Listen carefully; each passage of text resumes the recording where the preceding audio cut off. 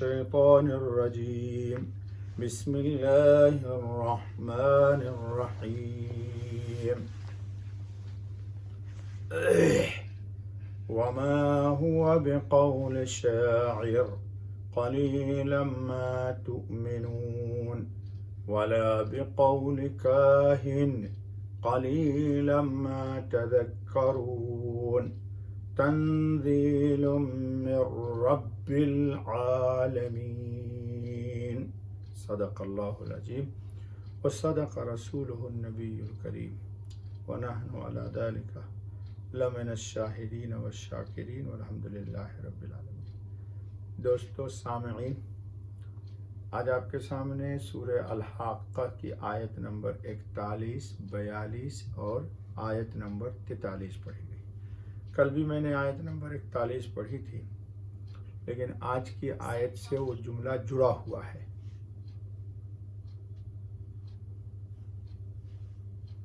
آیت سے جڑا ہوا ہے، اس لیے میں نے یہ تلاوت کی۔ کل کے سے پہلے کے درس میں آیا تھا کہ اللہ پاک نے قسم کھائی تھی جو چیز ہمیں نظر آتی ہے ان کی اور جو نظر نہیں آتی ان کی، قرآن کی صداقت و حقانیت کے اوپر۔ تو دلیل دیتے ہوئے اللہ پاک نے فرمایا کہ قرآن شاعری بھی نہیں ہے اور قرآن کاہن کی بات بھی نہیں ہے۔ آپ کے سامنے یہ بات بھی آئی تھی کہ سچے اور جھوٹے نبی کے فرق کے طور پر یہ بھی نقل کیا جاتا ہے کہ سچا نبی شاعر نہیں ہوتا اور نہ شعر سے نبی کو مناسبت ہوتی ہے اور نہ نبی شعر کہتا ہے۔ بعض موقعوں پر نبی اکرم خاتم النبی صلی اللہ علیہ وسلم کی زبان پر شعر آیا ہے، لیکن آپ نے شعر کے وزن کو توڑ کر کے پڑھا ہے۔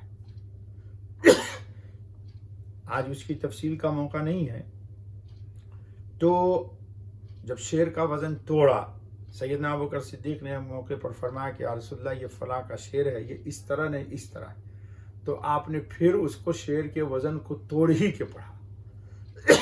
تو سیدنا ابوبکر صدیق نے قسم کھا کر کے کہا کہ واللہ آپ اللہ کے رسول ہیں، کیونکہ اگر شاعر ہوتے تو وزن کا خیال کرتے، تو آپ نے شعر کے وزن کو توڑ دیا۔ اور کہیں آپ نے ایسا کیا ہے کہ شعر کا قافیہ توڑ کے کلام کو بامانہ کر دیا، کیونکہ شعراء کے ہاں کلام میں معنویت کا خیال نہیں کیا جاتا جتنا کہ الفاظ کا بند کا توڑ جوڑ اور قافیے کا خیال کیا جاتا ہے۔ تو بہرحال اللہ تعالیٰ نے کہا کہ نہ قرآن شاعری ہے اور نہ شاعر کا کلام ہے، یہ تو رب ذوالجلال کا کلام ہے، کیونکہ شعر میں تخیلات ہوتے ہیں، انسان کے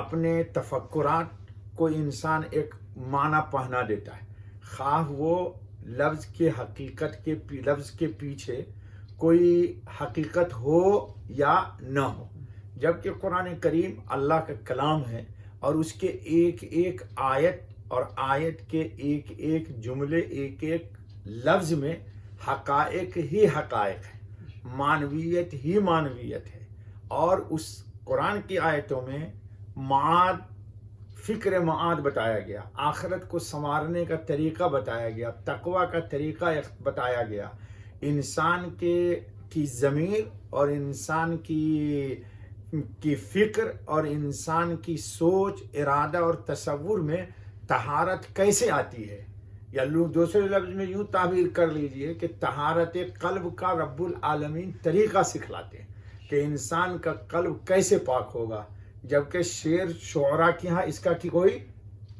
التزام نہیں ہوتا۔ پھر شعراء ایک مضمون کو بیان کرنے کے لیے مرتب بیان کرتے ہیں، قرآن کریم اللہ کا کلام ہے، اللہ کو اس کی ضرورت ہی نہیں ہے۔ آپ قرآن پڑھیے گا، ایک مضمون آ رہا ہے، اچانک ایک آیت کے بعد دوسرا مضمون آئے گا، تو یہ کلام اللہ کا معجز ہے اور اللہ کا کلام ہے، اس میں کسی طرح کی کوئی شعر شاعری کی بات نہیں ہے۔ تو اللہ نے کہا کہ نہ تو یہ شعر ہے، قلیلا ما تؤمنون، کبھی اگر کسی کے دل میں کوئی بات گھر کر گئی تو بھی وہ وقتی طور پر ہوتی ہے، اور ایمان نہیں لاتے ہیں لوگ. جو لوگ قرآن پر ایمان نہیں لاتے، قرآن کی حقائق کے سامنے کبھی خاموش ہو جاتے ہیں، لیکن ان کی خاموشی وقتی ہوتی ہے.